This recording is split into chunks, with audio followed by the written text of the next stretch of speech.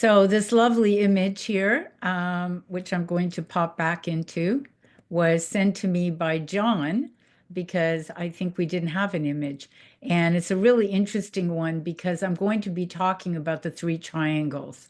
And here there's actually on this particular image, there's three layers, spirit, psyche, and matter. And the king beneath it, he's holding two goblets. We have the king and queen. And above, of course, we have our friend Mercurius, who we inevitably will be talking about because he's always there. And of course, on the bottom, we have the real world, so to speak, because the astrological symbols are surrounding these men who are holding, I have no idea what it is they're holding. If anyone does, let me know. So let's move forward. This is, I need to get rid of this floating control, which is often in the way. All right. So we're going to be talking about the three triangles in cosmos, psyche, and matter, and looking at Kabbalah as a map for our time. So to begin, a quote from Jung, if only a worldwide consciousness could arise, that all division and fission are due to the splitting of opposites in the psyche, then we should know where to begin. So here we are, my friends, in this not quite knowing where to begin, in this land of I don't know, and hopefully sprinkling some stardust from the moon. It's just past the full moon. This is Jake Badley, a contemporary artist whose whose painting here seems appropriate for looking at the triangle and what that means. So, again, from Jung, and this is from interviews that he did, the great problem of our time is that we don't understand what is happening to the world. We are confronted with the darkness of our soul. We have no dominance, communally shared archetypes anymore. They are in the future. Our hitherto beliefs decay accordingly, and our only certainty is that the new world will be something different from what we were used to. We stand on the threshold of a new spiritual epoch, and from the depths of our own psychic life, new spiritual forms will be born.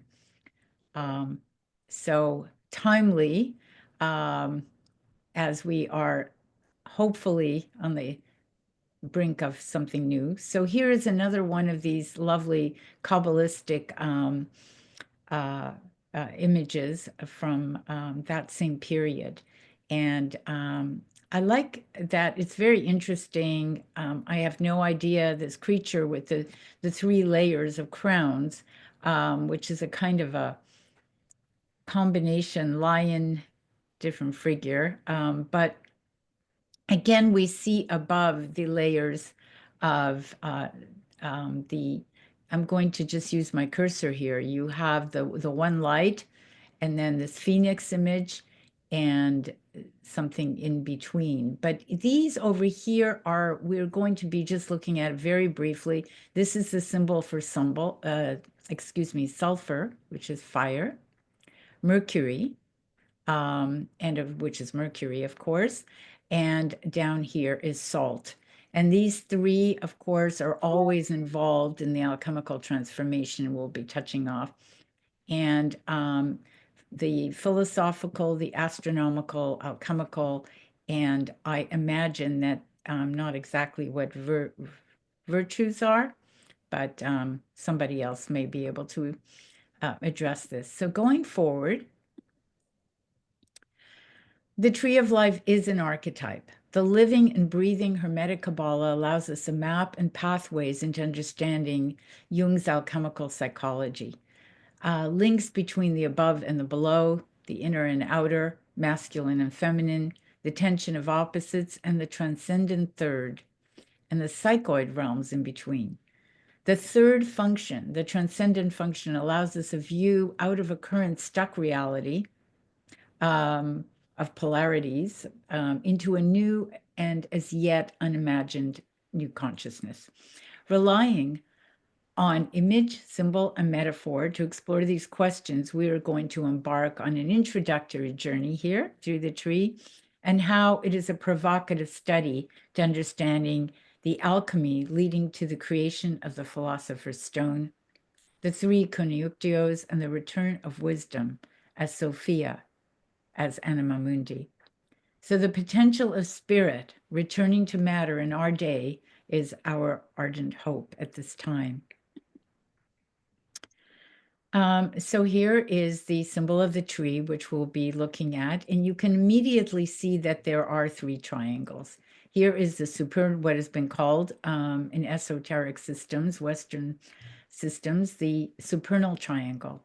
And it is actually, we're looking at it as the cosmological, but it's actually even beyond the archetypes. It's the divine, because this is the Ein Sof, or the first light. And then we're traveling down through here. So this is the first triangle, which is beyond time and space. The second triangle is called the philosophical triangle. And it is the one that describes the self, the psychological, and of course, psyche is soul. If we're looking down this way, you can see the direct pathways. And then the third triangle we're looking at is an imaginal triangle that, can be looked at on one level as ego and imagination and thought, but it's also, it's the moon. This is the moon. This is the sun. This is the great abyss, the in-between, and of course, the first light, bringing us down and landing at this beautiful little pendant down at the bottom, which is earth, and divided into the four air, fire, earth, and water, which is a quaternity. So we're going to be looking at these three triangles as we move forward. Kabbalah means directly to receive, a transmission. So when we meditate on the Kabbalah, when we meditate on the tree, we open to this other level, and it begins to work through us. My experience in teaching it quite ignorantly initially, when I was teaching it at John F. Kennedy University, is that we open to the lightning flash, which we're going to look at, and that the energy actually does come through and start to activate and change us. So here is a tree within the tree. It is a hologram. As I mentioned, it's an archetype. So we're seeing trees within trees. And this beautiful image of the Unio Mystica, the triptych by Jofra Boschard, which you've probably seen before if you've looked at what I've done, is a beautiful imaginal depiction of the tree. And if you constantly, I mean, it's quite extraordinary. Every time I look at it, I find more to it. I mean, of course, here is the tree itself, and the old woman, the feminine here sitting, and then this serpent path, and there's this arrow pointing up through these different realms. And you can see that it's superimposed on this human, but there's actually the six. So it's the five is the quintessence, which we're going to certainly be speaking about, which is Mercurius. And then the sixth point is the meeting of water and fire, and the joining of the sacred masculine and the sacred feminine in the Seal of Solomon. On the one side, he's depicted the Great Mother, which is Bina, as we saw, the top of the tree. On the other side, the Great Father. The Great Mother is, and we'll be going again further into this, she is connected to Saturn. She is the creator and destroyer of form, as Bina. And yet, as we move down the tree, because everything flows back and forth, we have Mercury on the one side, and a lovely image of Pegasus. But there is a sense of, on this side, of the severity. This is the pillar of severity on the feminine side, which is sometimes confusing unless we remember that she is the creator and destroyer of form. On the other side, we have the expansive nature, Jupiterian nature of Hokmah, which is the great father, coming down. And it's interesting because you can see that here is Venus herself. As we get lower on the tree, Venus is now opposite of Mercury. So there's always this dance. And I popped this on because it's just so interesting. Robert Flood's image here of the tree and how similar it is to the movement of the DNA.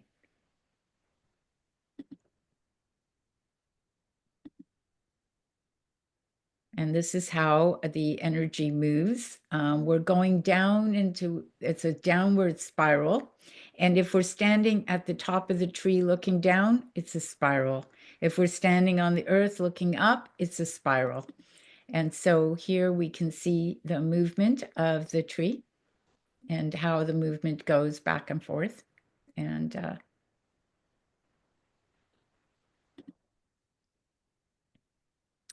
And here is a depiction of the descending and ascending paths, the there and back again. And you may have seen this before.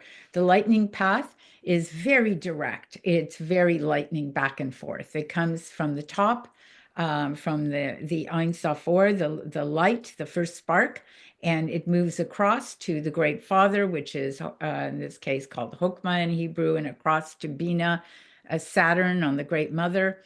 And then I'm going, Jupiter, Mars, Venus, Mercury, Moon, and then Earth. And that hidden one behind is called Thoth, which refers to it is the in-between, it's the abyss.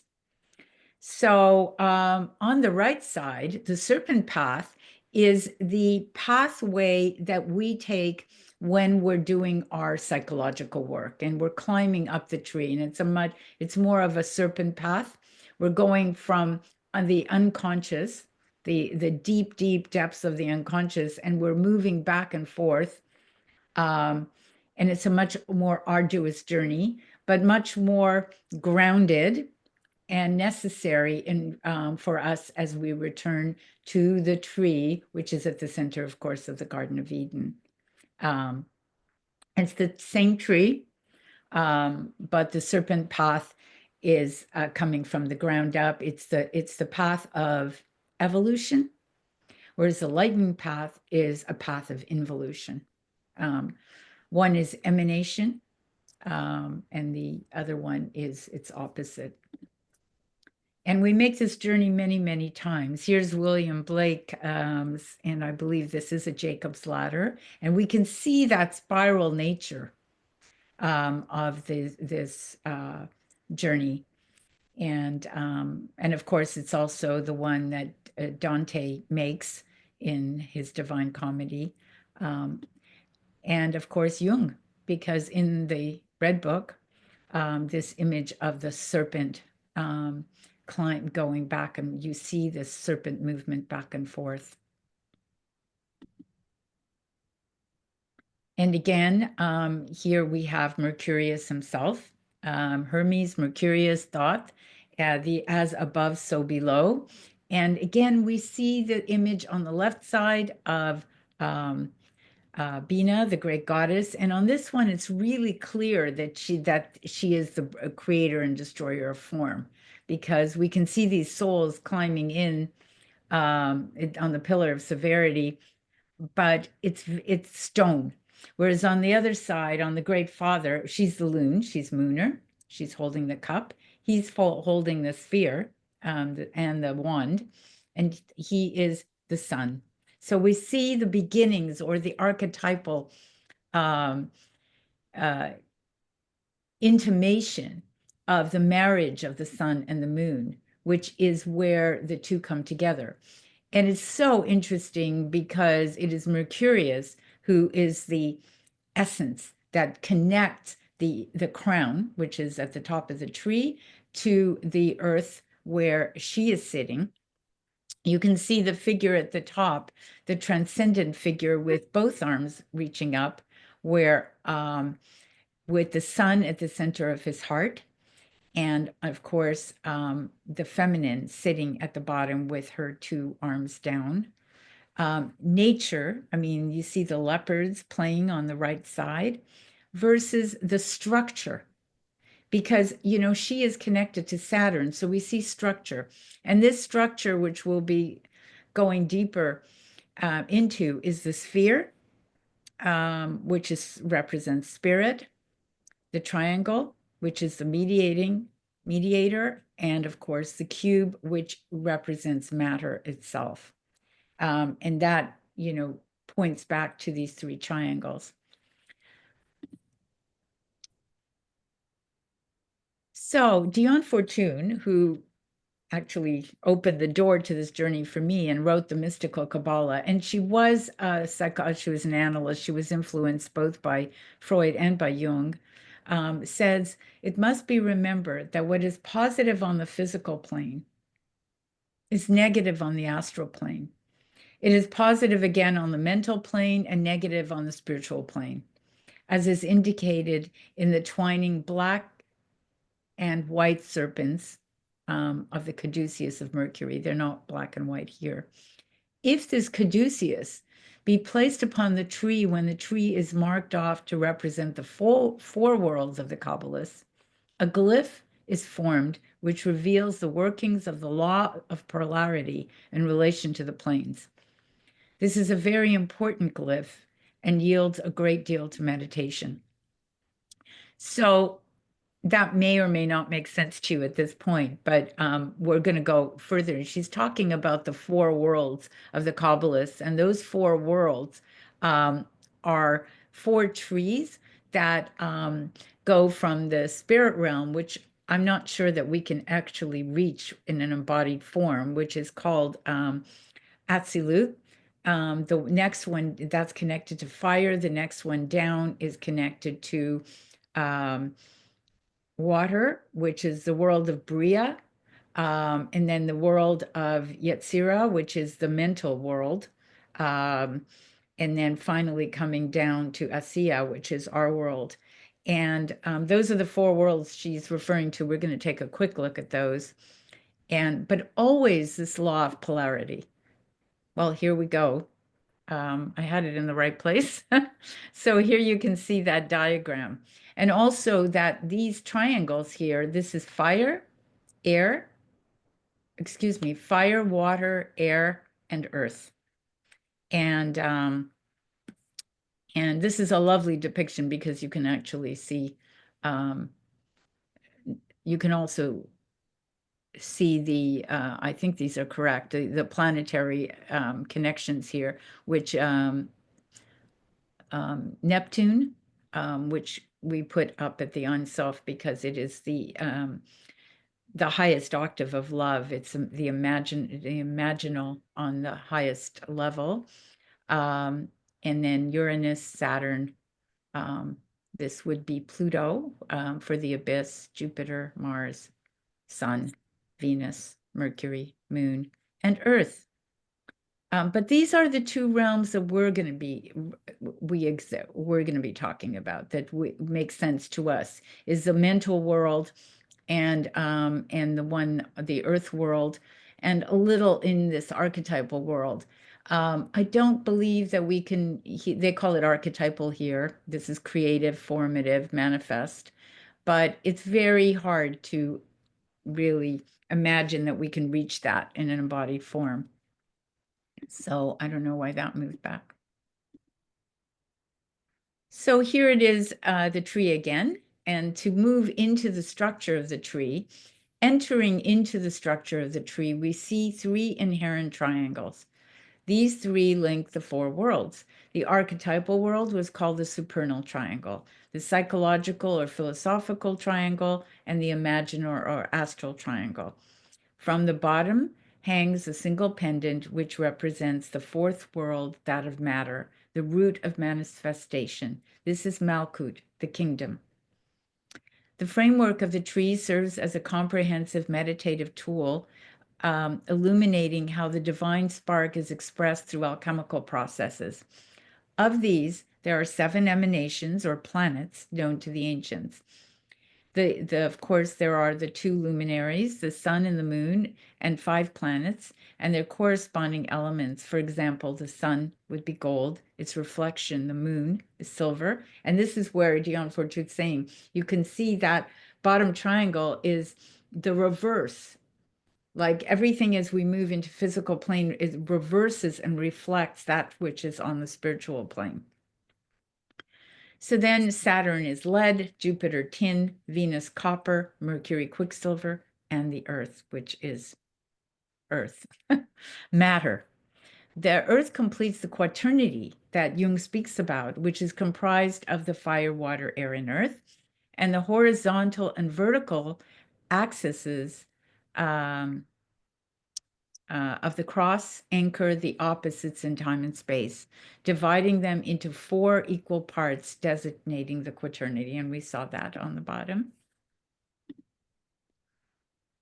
And here they are.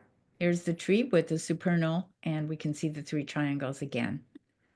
Sorry if this is, and this is a very comprehensive image of the tree. But everything that we've been talking about. So you can just look at this for a moment and you can, it's one of the best depictions.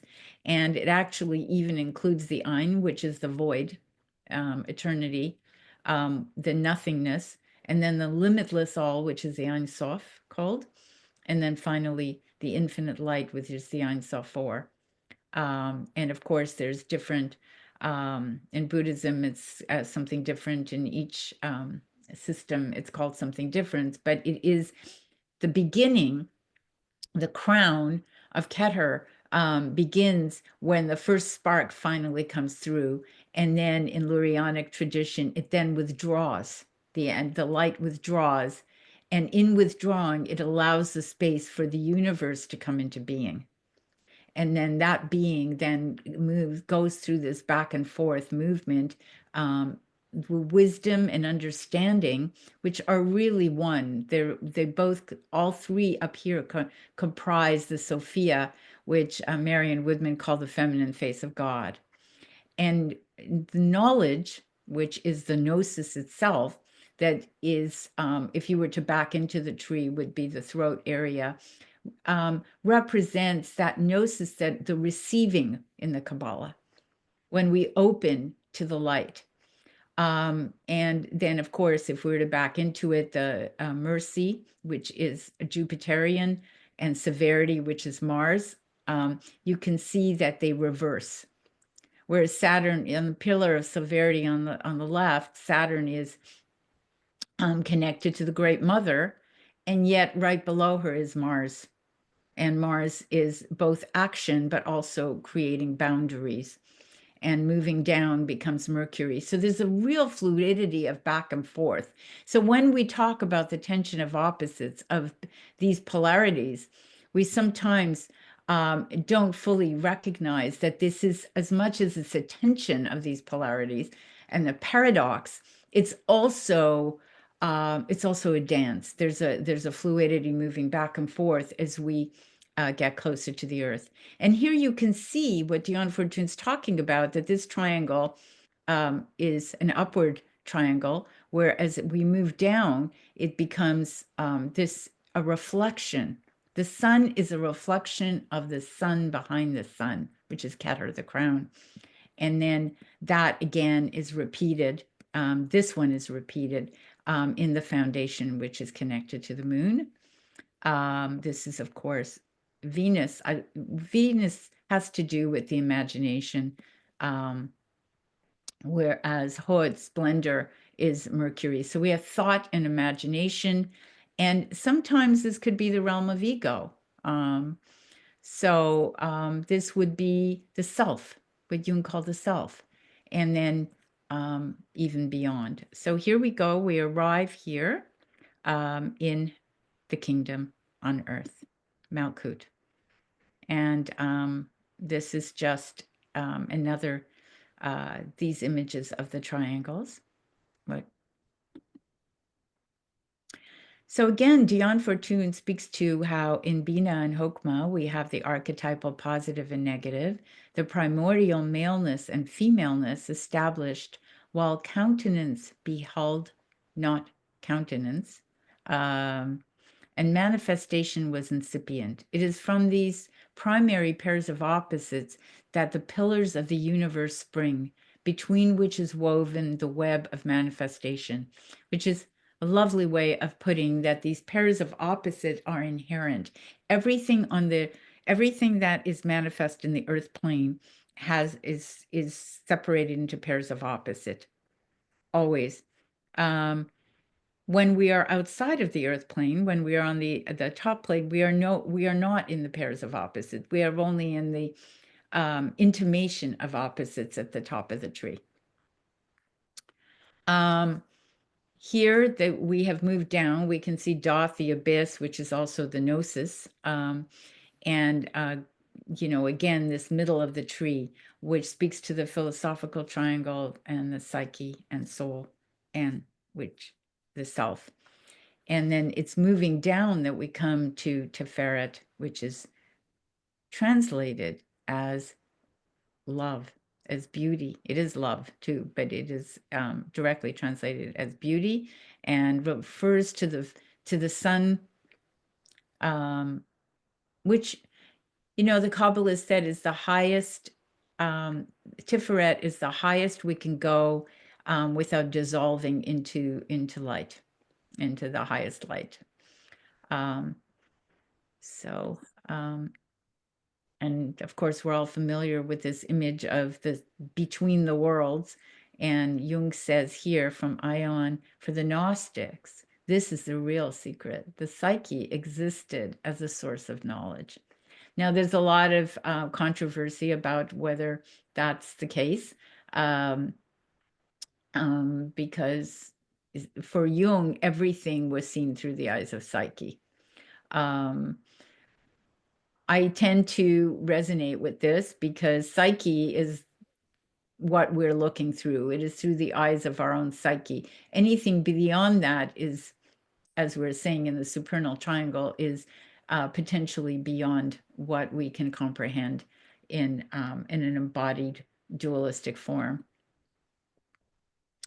And here we have moved down from Tiferet to the astral triangle, and we're going to be looking a little more into the psychoid, the subtle body, which is the imaginal. And here's a map I made a long time ago, which is interesting. The anima and animus would actually be higher. It would be, we could say anima is the black sphere, animus on the left. But we have the triangle of spirit, and then soul. Shadow again is everywhere. But it's interesting to look at this moon, the lunar place, which is Yesod, can also be seen as ego. And as we move towards body. So it's a more psychological map. And here again, we have Jung's view on the tree and why it was so important to him, as was the astrology. The alchemist saw the union of opposites under the symbol of the tree. And it is therefore not surprising that the unconscious of present-day man, who no longer feels at home in his world and can base his existence neither on the past that is no more, nor on the future that is yet to be. The alchemist saw the union of opposites under the symbol of the tree. And it is there, this is a repetition, so I do apologize. I have to take this out. So it is therefore not surprising that the unconscious of present-day man, who no longer feels at home, can base his existence neither on the past that is no more, the future that is yet to be, should hark back to the symbol of the cosmic tree rooted in this world and growing up to heaven. The tree that is also man. That's the anthropos. In the history of symbols, the tree is described as the way of life itself, a growing into that which eternally is and does not change, which springs from the union of opposites and by its eternal presence also makes that union possible. It seems as if it were only through an experience of symbolic reality that a man, vainly seeking his own existence, making a philosophy out of it, can find his way back to a world in which he is no longer a stranger. And that feels very appropriate to our times. And here is another alchemical symbol here where we can see the tree depicted. It's interesting that, of course, the crown, because the Kabbalah is everywhere. But here is, again, the symbol for sulfur, which is fire. Mercurius, which is the interlocking snakes, the caduceus. And we come down here and we're getting into the realm of salt, although you can't quite see that it's salt because salt is connected to the earth element. And it looks like this is a pool of, I don't know, fire and doorways into these mounds. It's a fascinating image. And we have here the ram and a man and up in the clouds. So this is beyond the beyond. So I think the ancients were constantly working with it. This is one of my favorites. And here we can, this Yod He Vav He, which is the four worlds, speaks to that which is beyond. And always, we have the entire zodiac and the angels, but always there is Mercury, because Mercury is the quintessence. And it is through Mercury, it is Mercury that's linking the above and below. And I believe I did a program for Monterey Friends of Jung, where we went through this one in detail. So here's another map where we can kind of see it as three circles, as the collective, the self, the personal shadow, and the outer world. So it's a map of psyche.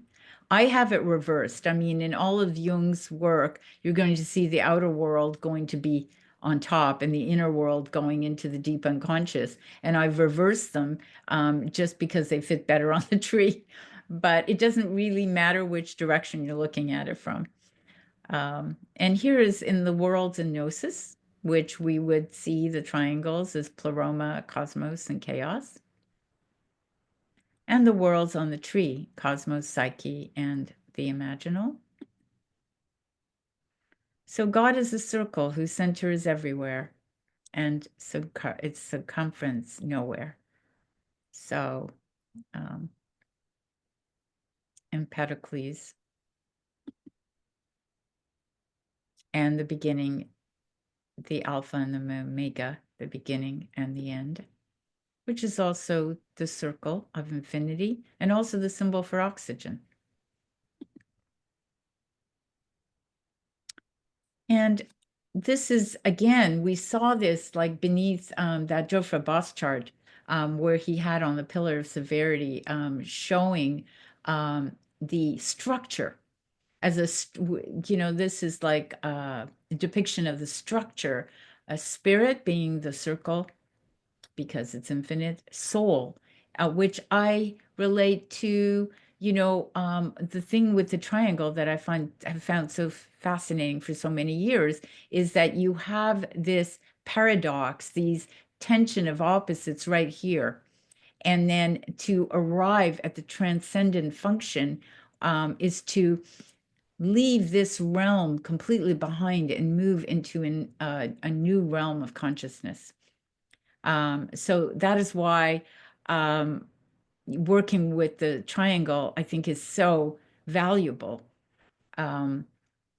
because it shows you how, we cannot resolve a problem. I think Einstein said this, right? We can't resolve a problem from the level on which it was created. We must rise to a higher level. And matter, of course, is earth. It's the quaternity. It's the four corners of air, fire, earth, and water. So Jung reminds us, wholeness is not achieved by cutting off a portion of one's being, but by the integration of the contraries. There's the apex. And the transcendent function, or the transcendent third, the tension of the opposites and the hidden fourth. And I find that here is what I was talking about. But within this third, we then is hidden this other triangle, which brings us is the hidden quaternity. It's it's matter hidden, the philosopher's stone hidden within this transcendent function. So here Marie-Louise von Franz says, if we can stay with the tension of opposites long enough to sustain it, be true to it, we can sometimes become vessels within which the divine opposites come together and give birth to a new reality. And again, Jung, above, as it should say, as above, so below, a union of opposites, the transcendent third. As I see it, as the three-dimensional world in time and space is like a system of coordinates, may appear there in time-space, space-timelessness as a primordial image with many aspects. So it's interesting that he does refer to time and space and the three-dimensional world. And beyond that, we're outside of time and space, and there's no duality. So the tendencies of the conscious and the unconscious are the two factors that altogether make up the transcendent function. It is called transcendent because it makes the transition from one attitude to another organically possible. So, so well said. And here is the Ouroboros, very familiar.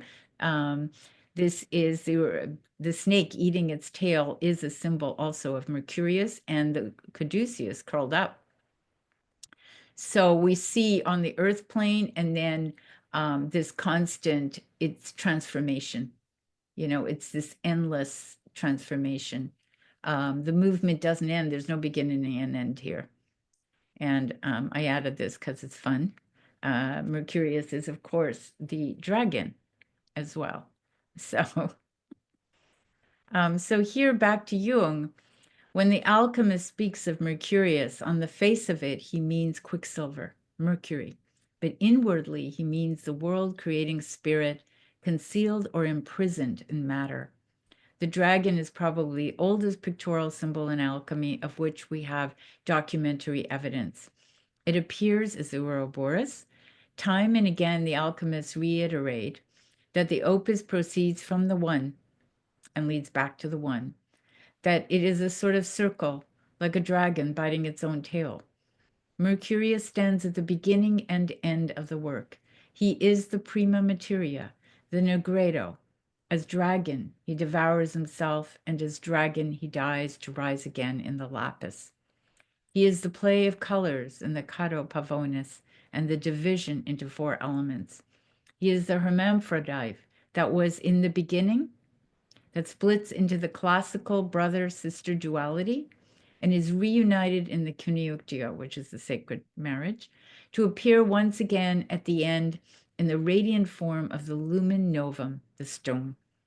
He is metallic yet liquid, matter yet spirit, cold yet fiery, poison and healing draught, a symbol uniting all the opposites.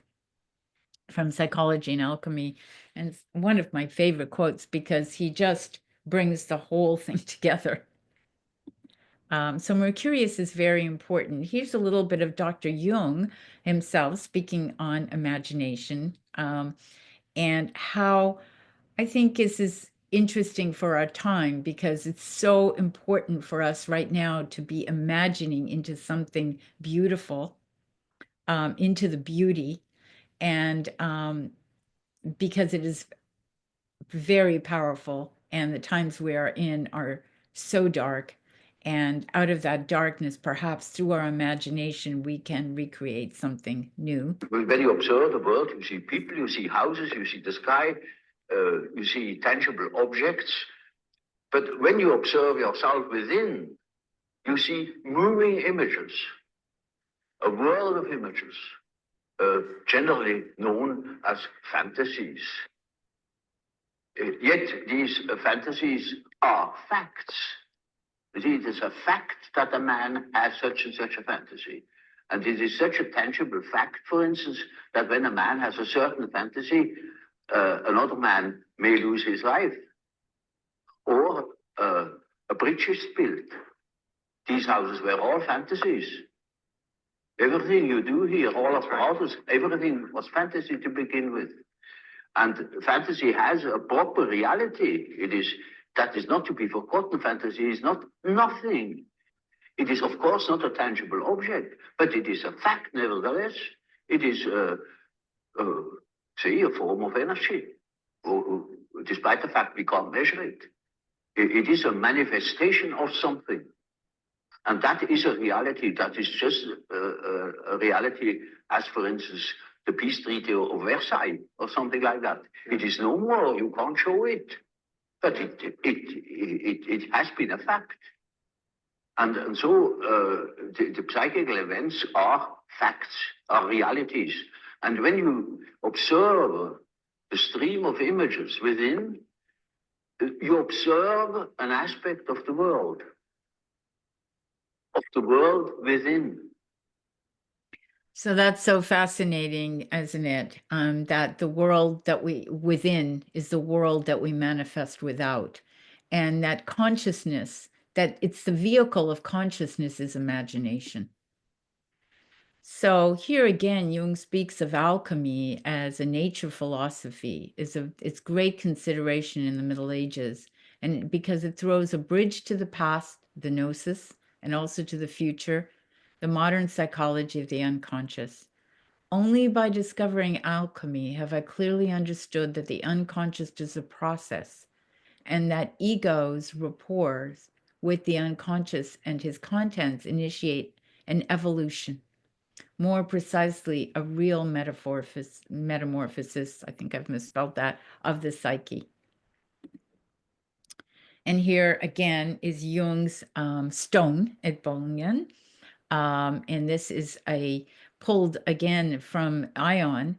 And we are, in spite of what anyone may or may not think right now, we are at the beginning of the Aquarian Ion, inevitably, because Aquarius is related to the airwaves, to technology, and AI, if you like. And here we are.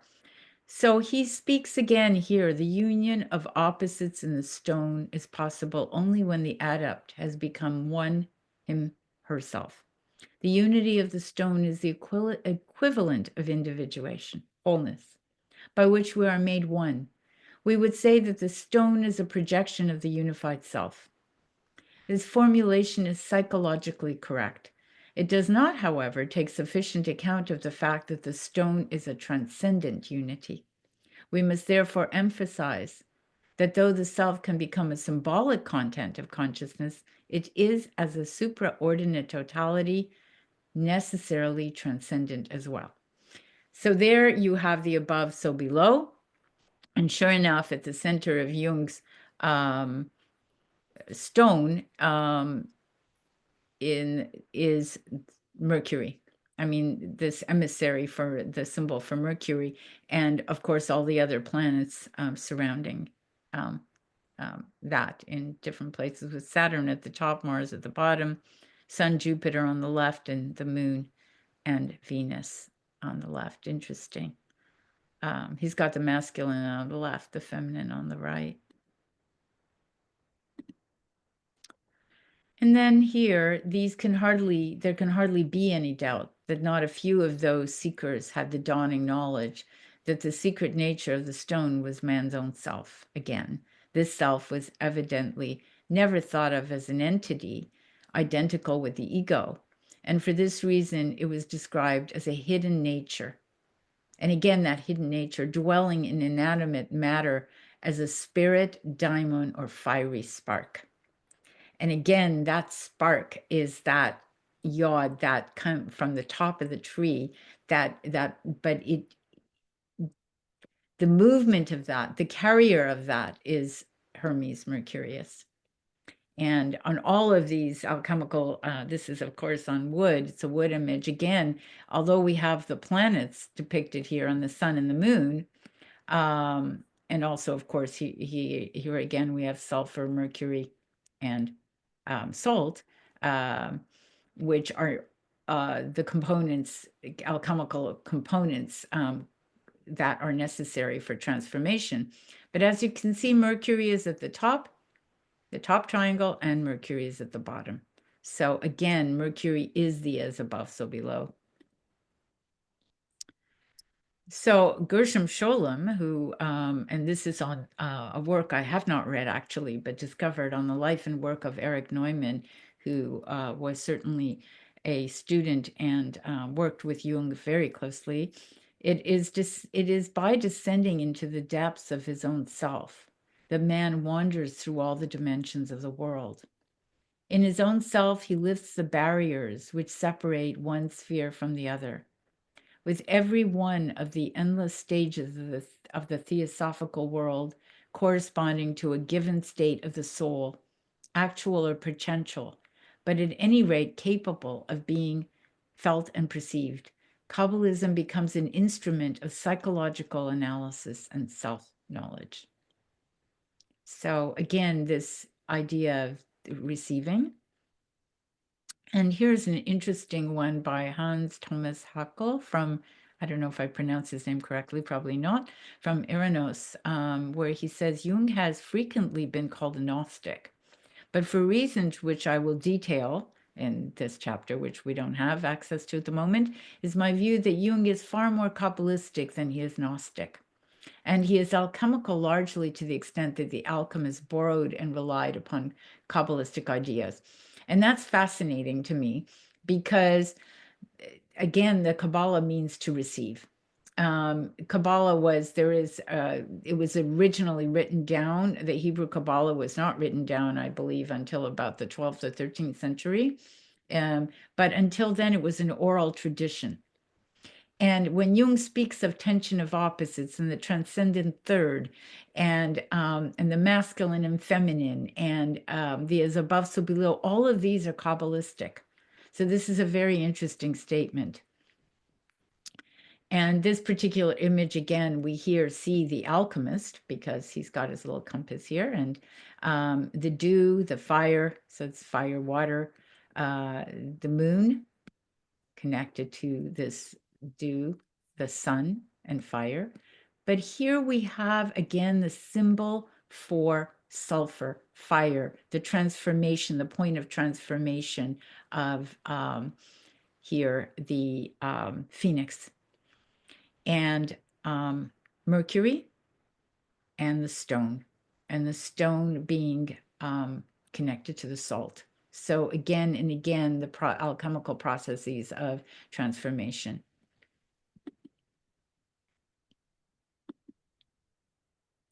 And here from my recently published paper called The Dance of Mercurius, as Jung set forth in this remarkable kaleidoscope passage from Psychology and Alchemy, Mercurius is the mysterious essence involved in all transformational processes on all four planes: spirit, mind, imagination, and matter.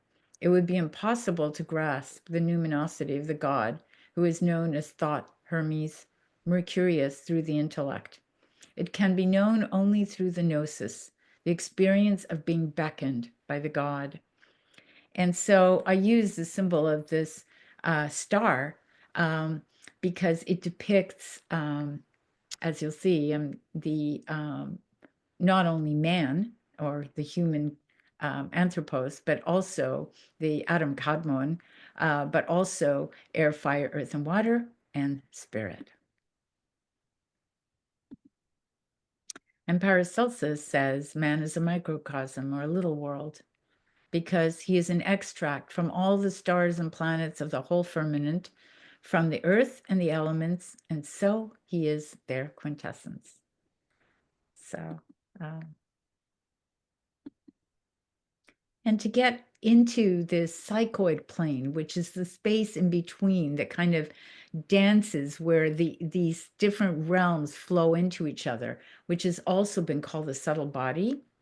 And certainly it was our work with Marion Woodman in through the imagination, we access the subtle body through imagination, through dreams, through visions, through meditation. That is the psychoid, the in-between. So soul represents a higher concept than spirit. It's interesting he would say that. They're both connected to Hermes Mercurius.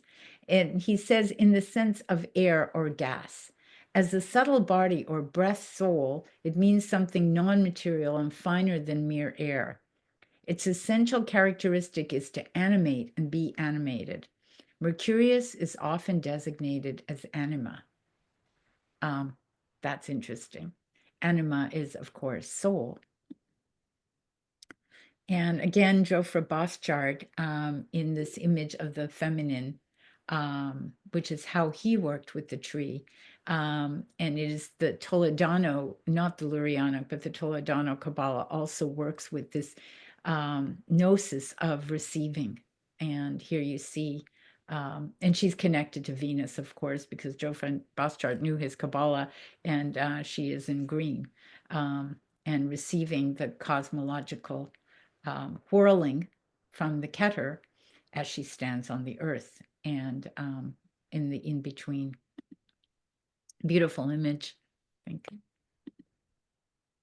And here we can see it as a chakra system, and we can see the dance here between these two, the two snakes, the two serpents, and the way they, it's a good depiction of, you can see again, you know, the Keter, the crown, and it moving, but just in the chakra system itself, we can see this moving back and forth.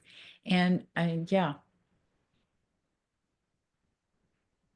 And of course, this the triangles, as above, so below. And here in the Seal of Solomon, we have the meeting of the triangle of fire meeting the triangle of water, the feminine, the masculine meeting in the heart, and then moving down through these different realms towards matter. And back to Marion Woodman, for me, that subtle body within my physical body is the receiver that can receive that transcendent experience of the divine. And here again by Jake Badley, that place in between, when we take the leap of blinded, the subtle body, certainly where we are in the world. And again, Marion, the wisdom in the cells, the light and matter, the subtle body. And this is what happens when we actually, in workshops, been working with this, is backing into the tree. And this backing in the tree comes from Dion Fortune's book in the Mystical Kabbalah, where the Adam Kadmon, which is the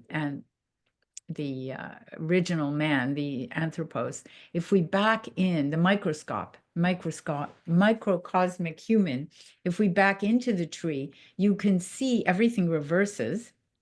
It's interesting, the doth is right there at the neck. Everything reverses, and you can see that the top triangle, the 1, 2, and 3, is actually above. It's beyond. It's above the head, and then we then can embody and work with these different energies as they move down into the body and begin to recognize them. The subtle body.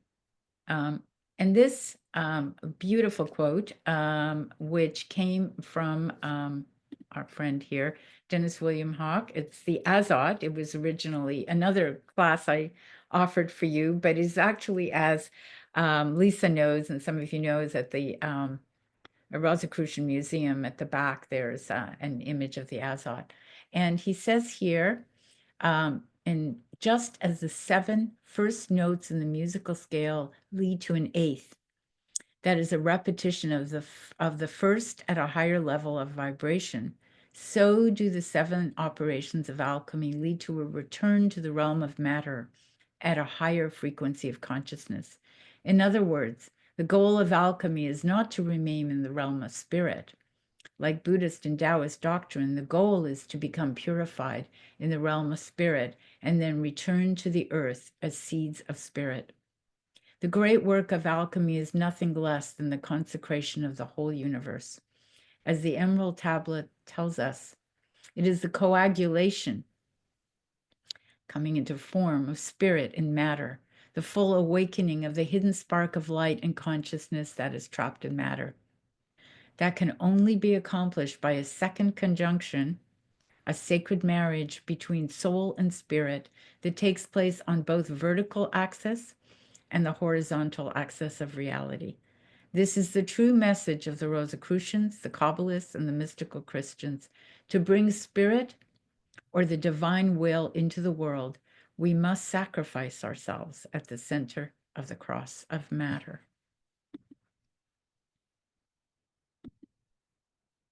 And here we have a depiction of the king and the queen, the sun and the moon. This is the sacred wedding, the alchemical wedding, come together. And von Franz says, so the fire has to change into water and water into earth, that the whole, and then the whole thing has to be lived through as an ethical problem. The Coniunctio refers to the living spirit and spiritualization of the body, making the body incorporeal and the spirit concrete, bringing the opposites together in yet another way. In practice, that would mean the end of the split between body and spirit. And I think that would be taking us into the integral consciousness that I think Gebser speaks of, although you might speak more to that than I can. And this image, again, by Jake Badley, seemed appropriate for that. The surrender, the crucifixion to the third.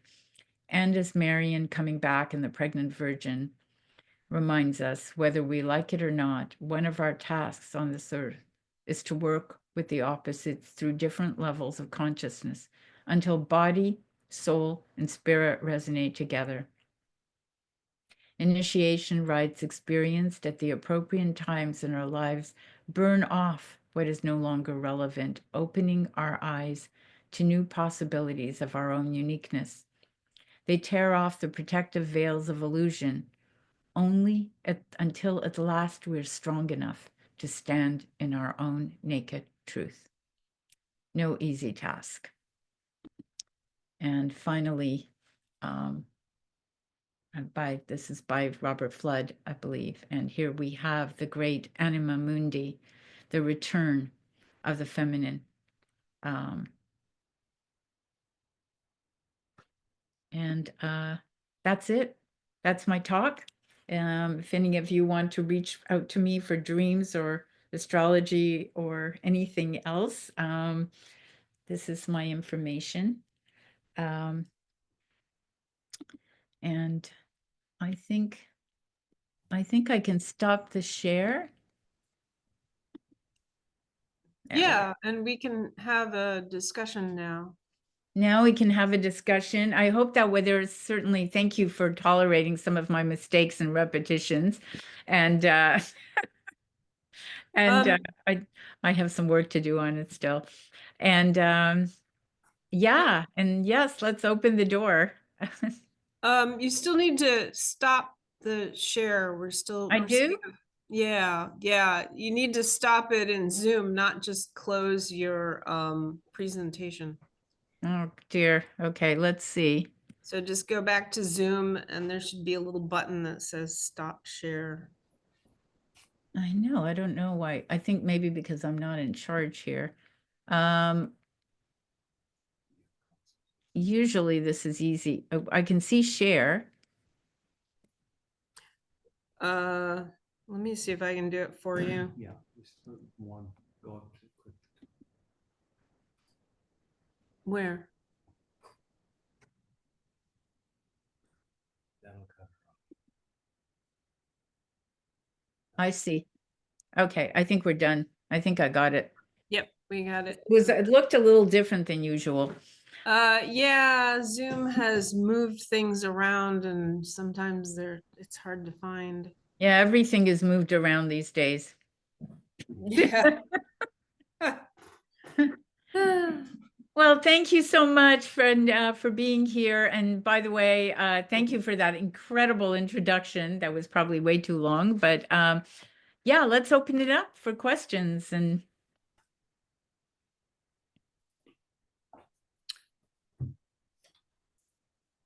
unless you're so overwhelmed.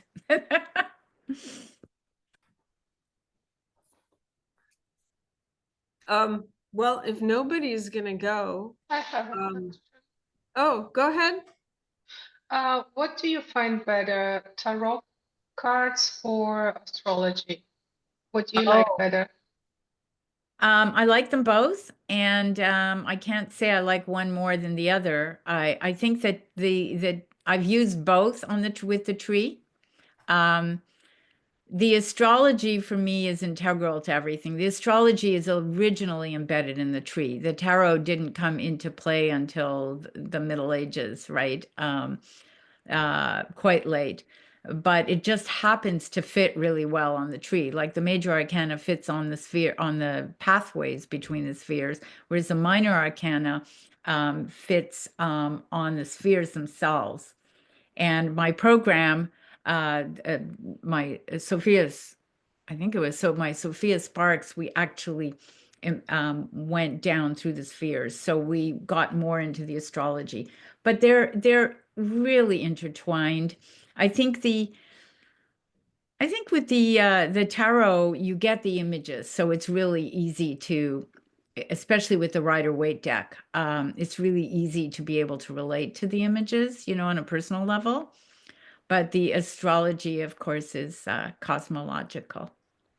Yeah. And then I have another question. How long did it take you to learn Kabbalah? I beg your pardon? I didn't quite catch that. How long did it take you to learn Kabbalah? How long, what? How long did it take you to learn Kabbalah? 40, Thank so far, 42 years. Oh my God.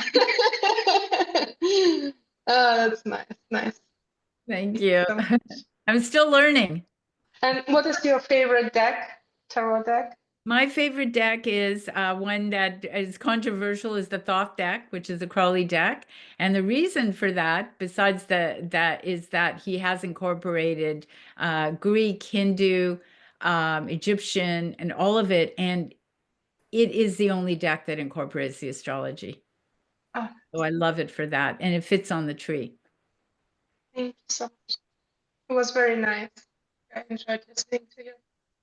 Thank you. Thank you so much, Andrea. Well, no, Andrea put something in chat.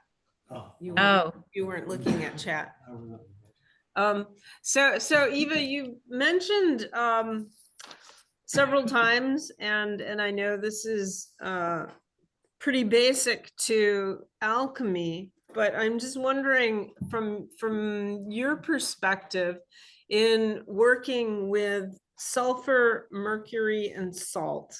I mean, those come up so often. How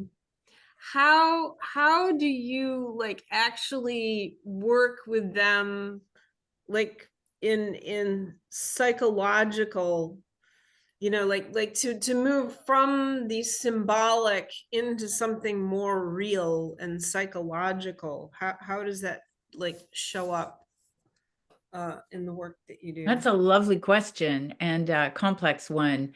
I think, and I'll tell you, working with Marion Woodman, she would often refer to Sophia Salt.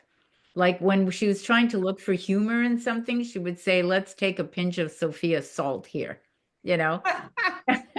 So, I mean, salt has to do with the physical body, and and the manifestation on the body, earth, matter.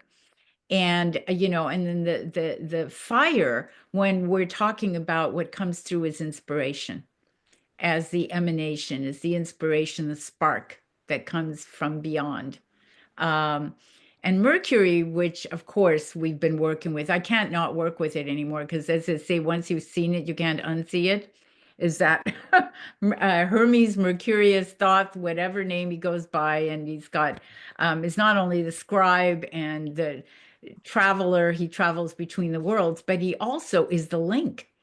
And when we were studying alchemy, all of us together, what awakened me to this idea of the quintessence that when I started writing the Dance of Mercurius, I'm going, that is the quintessence. He is the transformed and the transformer.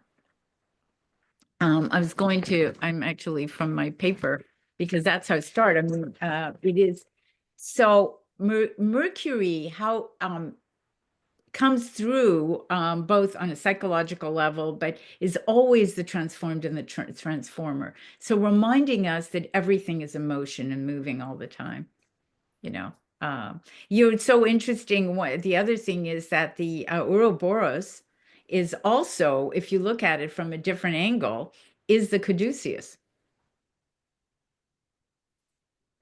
Yeah. Does that answer your question briefly? Yeah, that helps quite a bit. I hadn't really thought of sulfur as inspiration. And that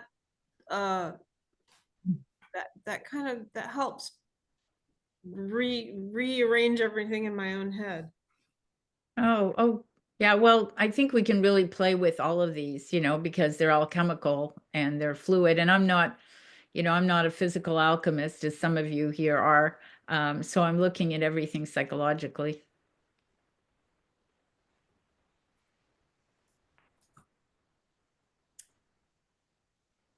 So anybody out there in Zoom land? Yeah. I would ask about TRE, which I've done some work with, and it seems like it brings forth in a very good way the subtle body, so that you can be in touch with what's happening, the spirit, the soul, the bodily matter. Can you talk more about that? Oh, how lovely. I've never really thought about the subtle body in relation to TRE, but I think that's quite right. And now that you're saying that, like when you, by the way, I'll give a little background to how TRE is really, it's 7 exercises. Most of them are wall exercises that are designed to fatigue the nerves. It fatigues the muscles, I should say. So you start with the soles of the feet, and you do these exercises going up the body apart to fatigue those muscles. And then when you lie down on the floor or wherever you're lying down and you get into a certain position, it opens up the channels. And what starts to happen, thank you so much, Mike, because I didn't even connect it to what I just talked about, is that the movement is very much, again, that back and forth movement. The body starts to shake, but it rebalances itself going back and forth. And it would be a very interesting thing because people have not come to me for TRE for a great many years, but it would be very interesting to work with TRE with dreams and with the imaginal.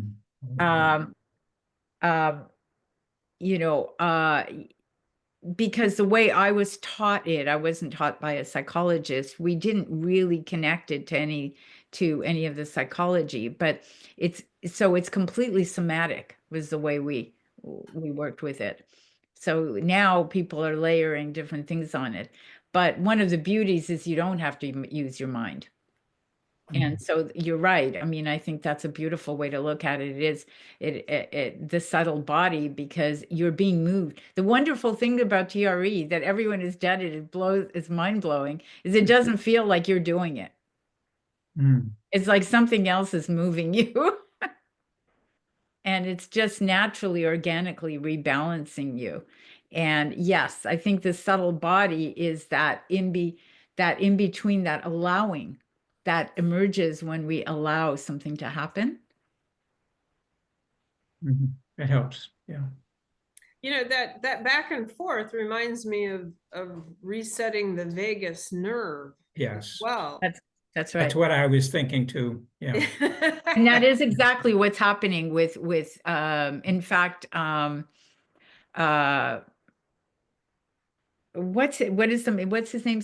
Stefan, the one who wrote the Vegas Nerve book? Mm. Mate?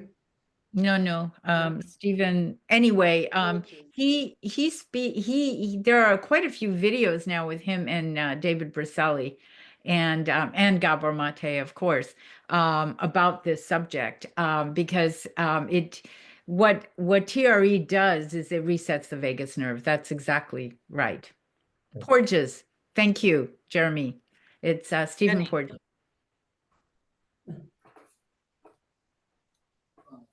Don't you need the pain to burn everything away? Like, don't you need the blackening to get into to start the process off? Like, isn't that kind of the core first principle? Do you need the pain to start everything off? Is that the question? Yeah, you have to burn the illusions and all that ego, like burn the fields. the blackening, the negredo. Yeah. The Negredo, yes, I mean, it seems so. And, I mean, I could do a whole other program for how the tree, embedded in the tree, you can see those alchemical processes like you might, I mean, and this is controversial because I'm just been playing with them myself, so I'm making it up as I go along, but that the blackening would be in that place of Saturn, the Negredo. And then we move across, we eventually, from the Negredo, we go into that separation, which is necessary for self-reflection. We have to separate from that blackness in order to be able to, it was so interesting because I was listening to Ian McGill talk about a little bit about Kabbalah, and he was talking about how in the Lurianic Kabbalah, the original energy withdraws in order to create space. Like it pulls back. Like first there's that limitless light, and then there's a drawing back before the world is created. So there's always that relationship. So in the Negredo, we're often don't feel like we're in relationship. It's like it's unconscious matter, right? It's the prima materia. And this process to moving to the Philosopher's Stone, which is bringing animation, bringing spirit back into that darkness, into that unconscious matter, is certainly the process. But it's not a straight line process. Many of you have probably experienced this. You'll go through a Negredo period, the dark night of the soul, and then you come out of it into the light, and then you find yourself back in Negredo again. Especially these days, it's like it does not work in straight lines.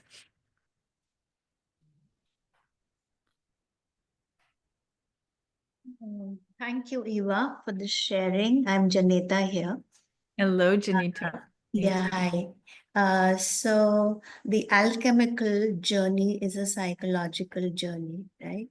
And I was thinking I was wondering if we would find some intersections between the Japanese philosophy of kintsugi and the tree of life that you referred to here.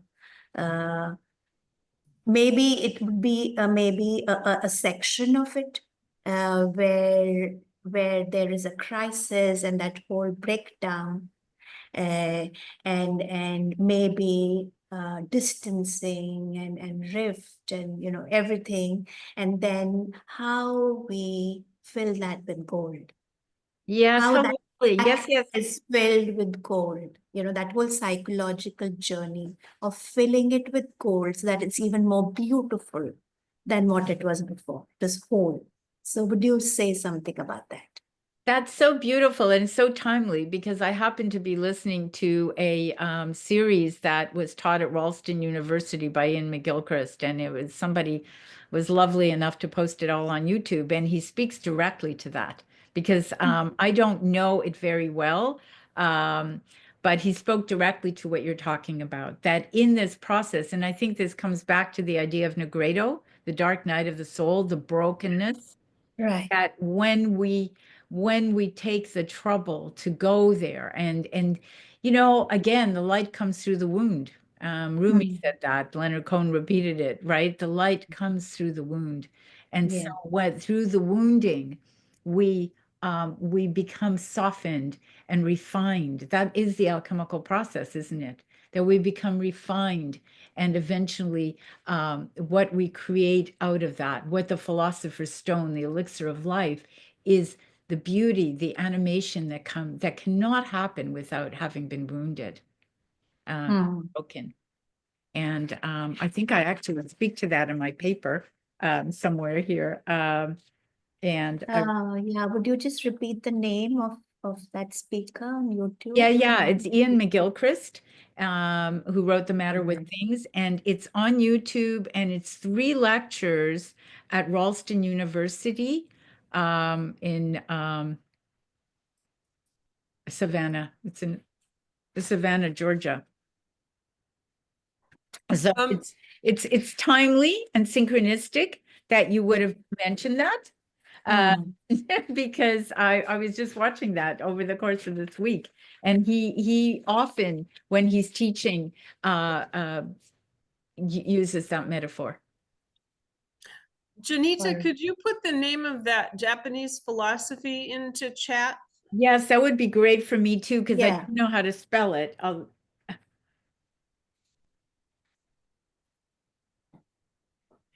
And you can often see how you know, those pots are, you know, the gold makes it so beautiful.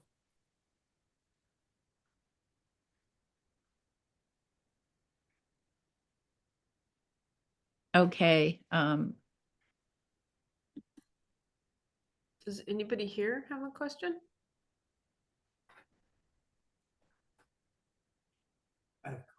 Okay, John? Oh, here we go. Kintsugi. Kintsugi, yes. Yeah. And yeah, it's such a beautiful depiction of how you must be broken, that things must break down and dissolve and disintegrate in order to transform.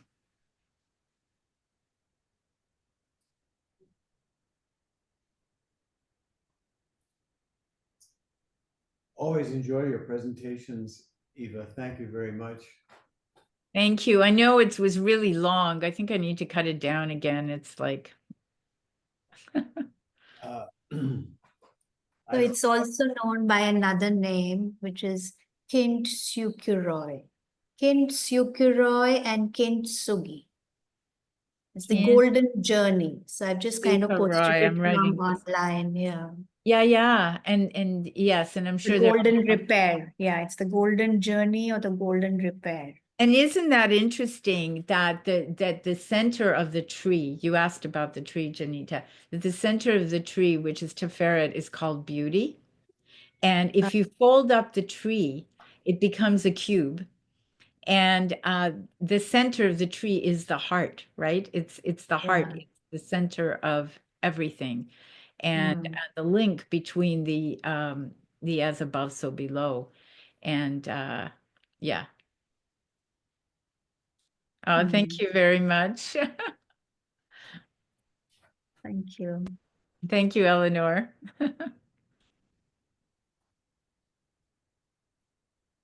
Okay, John? Some of my earliest connection with Jung, going back now a number of decades, I'd have to stop and calculate. But it was, I was really drawn to Jung because in that well-known book, Man and His Symbols, I think it has a new title now, a more inclusive title, but it has lots of pictures.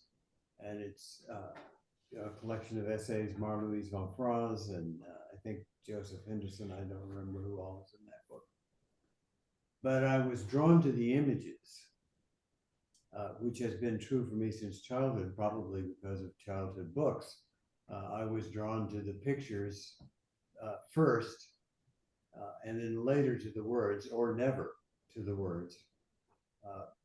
And as I was connecting with your presentation tonight,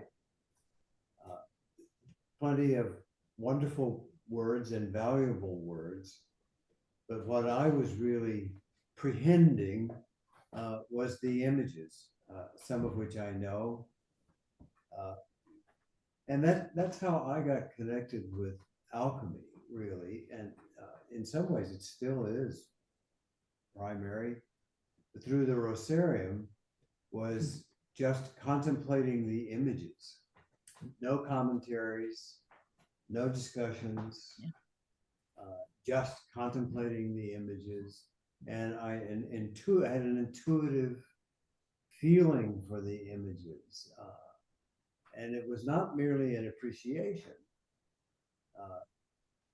that of their power and their weirdness, often their unexpected juxtapositions, and even grotesqueness at times in some of the alchemical images. But rather than sorting all that out mentally, I just held it imaginally, and would find that I was being guided, that things were opening up imaginally and intuitively. And I felt that tonight with this work. And I love Kabbalah, Gershon Shalom, and really looking at the imagery is a direct communication, I feel. And that's my experience. Transformation, as you said, endless transformation. And the dance, and to feel Mercurius as an active spiritual happening in this existence. I also have recently been contemplating the sacredness of matter, and how do we arrive there? And I think, generally, and I'm not trying to frame a paragraph for an essay, but matter is viewed as fallen, corrupt, difficult, painful, something that we have to do something about it, clean it up, all that.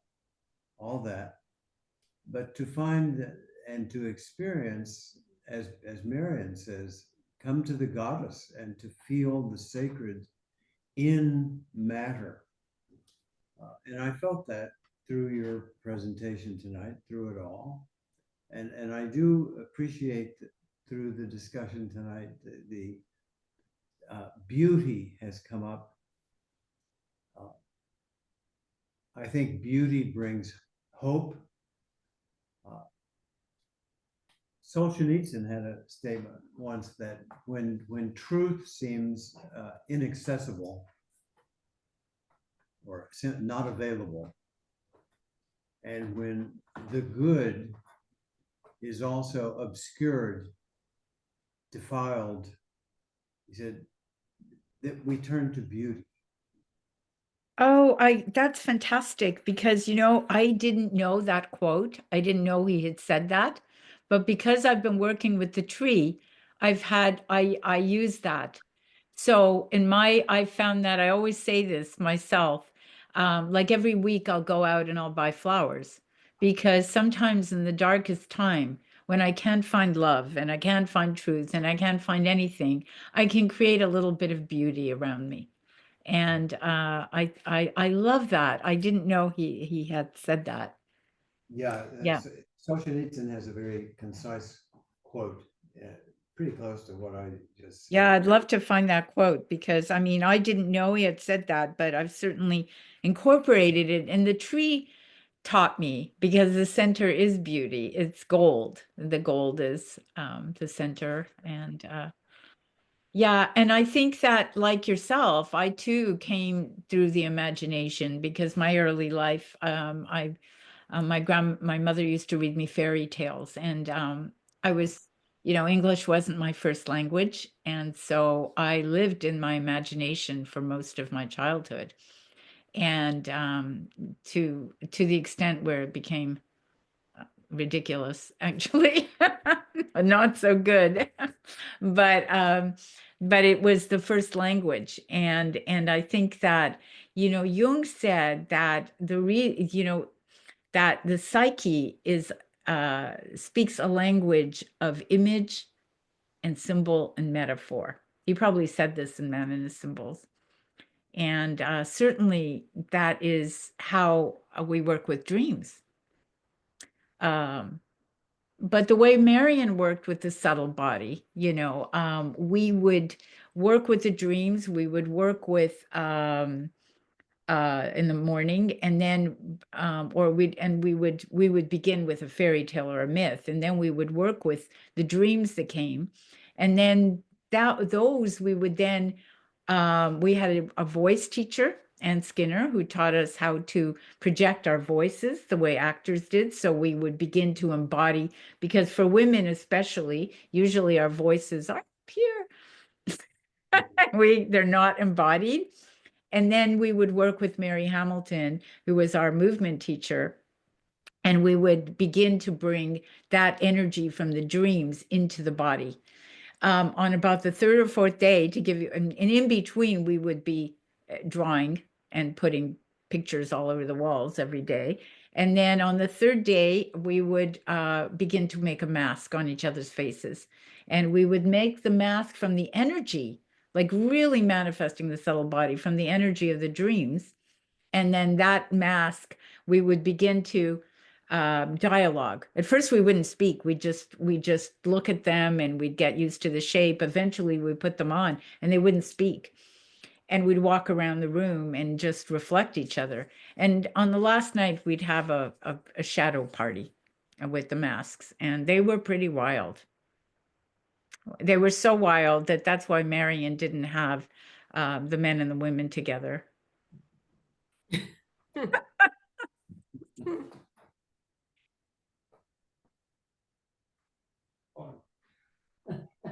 Shoot, I was gonna say something and now I forgot what I was gonna say.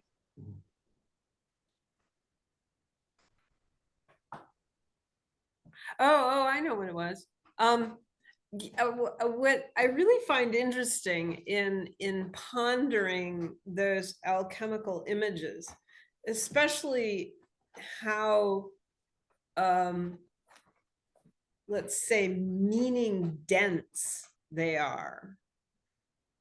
Like they pack a lot of meaning into one picture.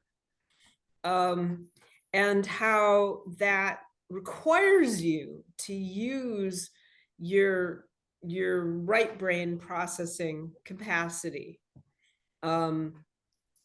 I follow Ian McGill in that, it's a capacity. It's not literally your right brain, but it's our capacity for recognizing, the wholeness of patterns.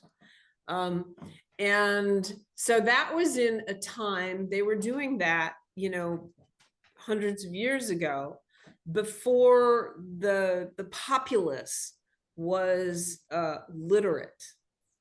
There is the scholar class and the priest class that were literate, but most people were not.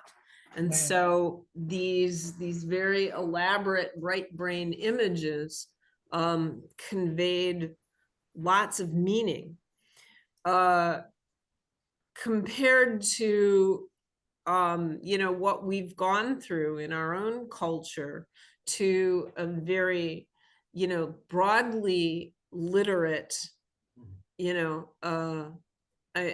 mean, it's decreasing right now, but still broadly literate peoples, where linear languages, whether it's English, French, or Arabic, going the other way, They're still linear.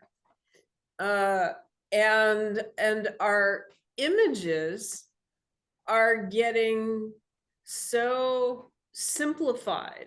You know, like if you look at any of like the design manuals for icons and websites and, you know, emojis and stuff like that, it's just like simple line drawings. And the fewer lines you can use, like the better it is.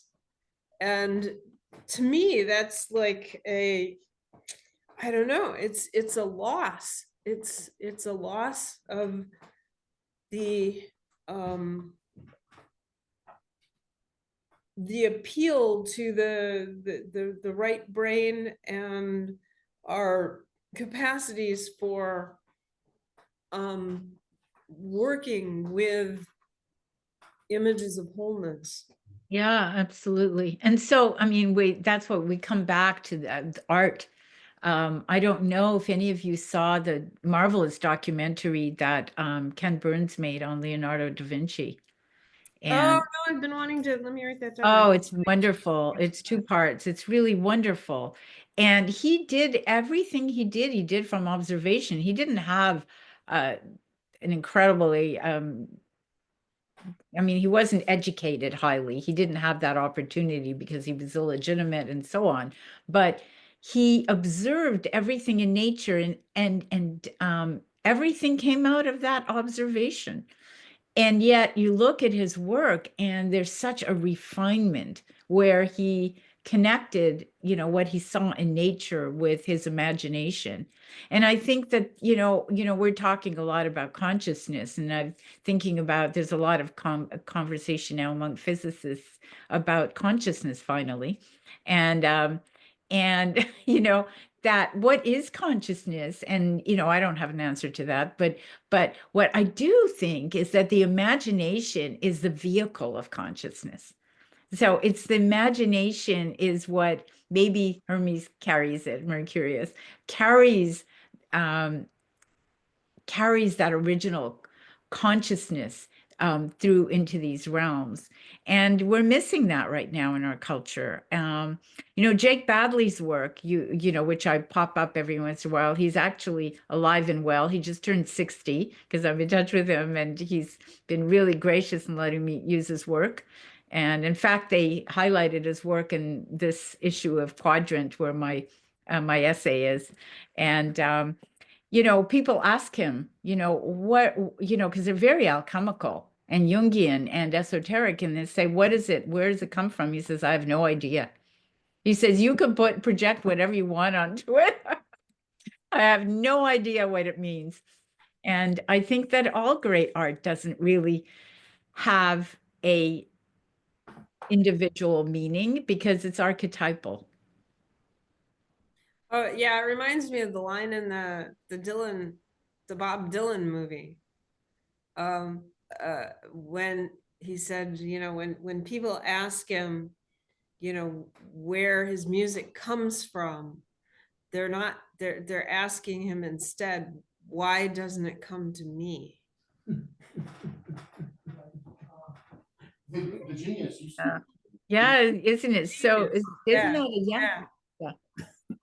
And but I also wanted to speak to what John had said about previously about that for him everything came through the imagination first as opposed to the word.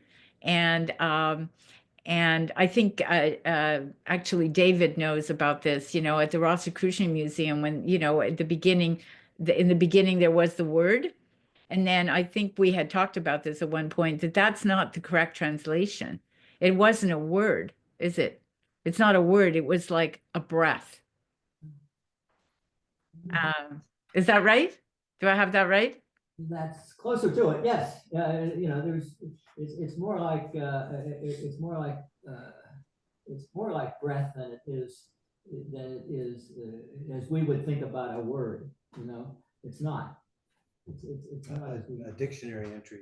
Yeah, it's not a dictionary entry. Yeah.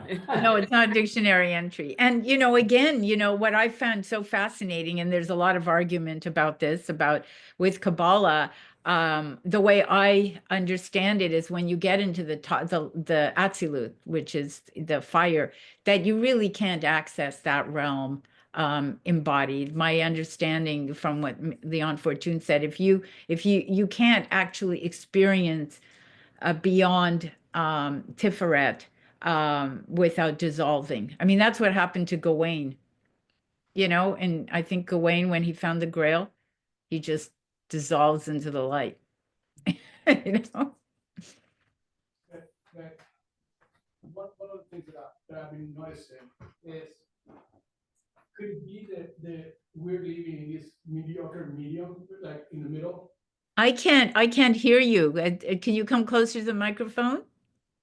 Could it be that we're living in a mediocre middle?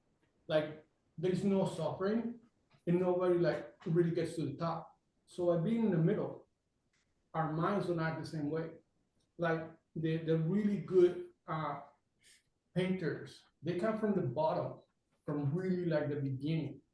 And right now we all are comfortable. We don't have to pressure ourselves to make something amazing. Maybe that could be it. Something discussing us to be like just so happy to be in the middle. So we're studying things from other people instead of creating new things. We're creating machines that are going to think for ourselves, like AI, instead of us making new things, like creating, pushing ourselves, because we're in this middle, super mediocre. Nobody needs any more. Right. Yeah.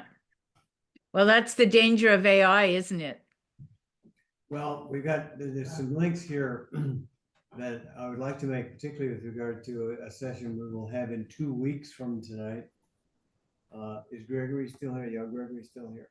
But you spoke of literacy, Lisa, and of course, to be literate, one has to have something to read. And you had to have a printing press to create books for people to need to be literate. Scribes. Yeah, but in terms That's of true. but that's just what we said. Scribes and priests knew how to read. Yeah.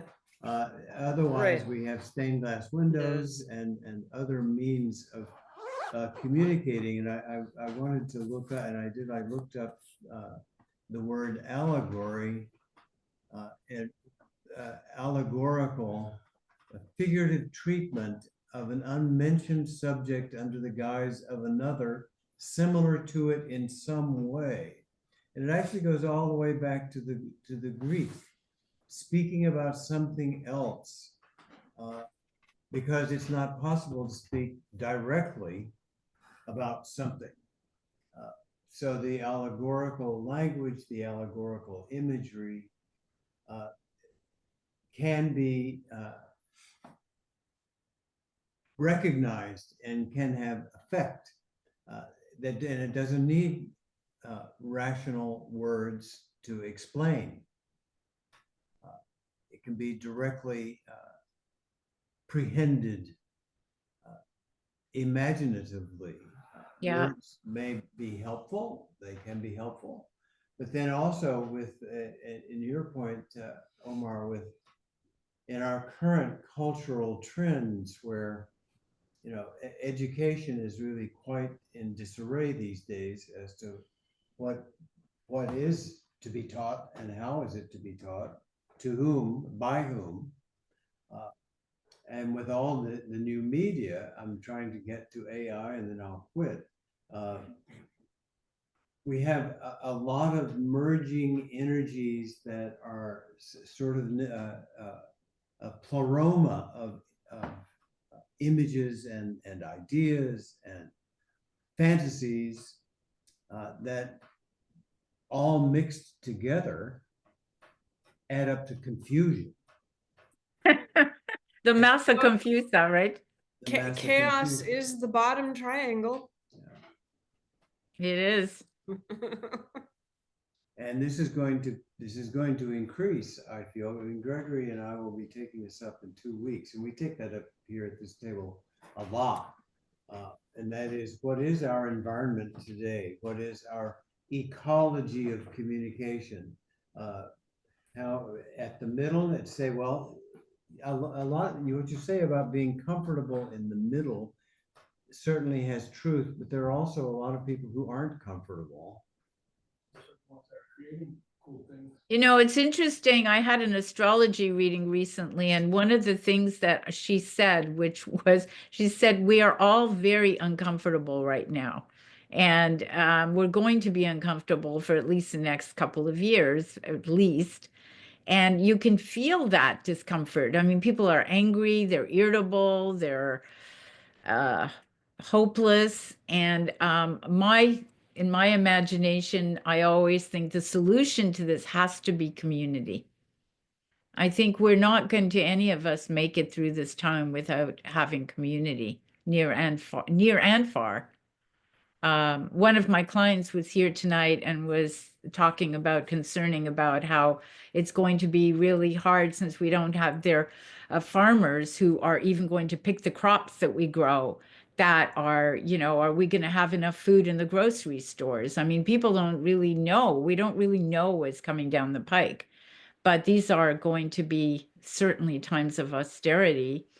And sadly, but inevitably, I suppose, historically revolutionary. Burn first. What? It's gotta get really dark and burn. Well, it is. Before it's better. It Yeah. is. It is pretty dark, isn't it? Burning. Head south, head north. You know, it's like Leonard Cohen's last album was called You Want It Darker. Remember? It said, you want it darker, we kill the flame. I think that was very Kabbalistic. There's a lot of hopelessness, I find, in discussions in various circles, hope, and particularly with younger people, uncertainty and hopelessness. I would add one more term to our discussion, and it goes right along, and we can connect it with everything you're working with, Eva, and everything you do, but that's empathy. How do we have empathy? How is it possible to have empathy with the whole world? And how is it possible to have empathy? Well, I mean, how do we have empathy here in Zoom land? Can we feel empathy for one another in these new environments, virtual environments, or is it flattened out? Well, particularly in social media, it's been flattened out. You know, like people will say things to each other in a what used to be called a tweet that they wouldn't ever say to somebody's face. That's right. That's right. And, you know, I think it boils down to one thing, this idea of consciousness. And, you know, as Jung said, it's over and over again, it's really difficult to confront one's own shadow. And then, you know, when he was talking about how imagination is, it's the world within. And he, well, often has talked about how, with our projections out of shadow outward is what we're living through right now. And that's when he said that's the great danger, that the world hangs on a thin thread, and that thread is the psyche of man. And because we are not, and I think it's very hard work to have to look in our mirror and see our own dark side, right? But that's the work. That's the work. The only way. Yes, Jung would say that's where it all starts. That's where all the work David. starts. Okay, so so now I'll say something. Eva, thank you very much for what you are doing. You are bringing together the different streams of really right brain, left brain, and with the tree, it's a description of everything we just talked about, the dark, the light, and it shows the degrado, it shows the pass through, and that's what you're doing. You're showing a living tree and the process for us to arrive at the wholeness for us, which we could call that the quintessence, is the wholeness. and you have a process, and keep doing it, because we need that. Thank you so much. Well, I've often used to say before, long before Ian McGill came out with this stuff, is that I'm severely right-brained. And so I've had a really difficult time in my life learning how, and I'm very low on sensation because I'm an intuitive. So I've had a really hard time bringing structure together in my life. And it's been a lifelong journey. And I think the tree has been really helpful as a teacher because the structure is inherent to it. Yes, yes. Maybe Yeah. Yeah. Well, it is 9 o'clock, and we Thank like you. to recognize that we at least end in theory at 9 o'clock. So if people need to leave, feel free to leave.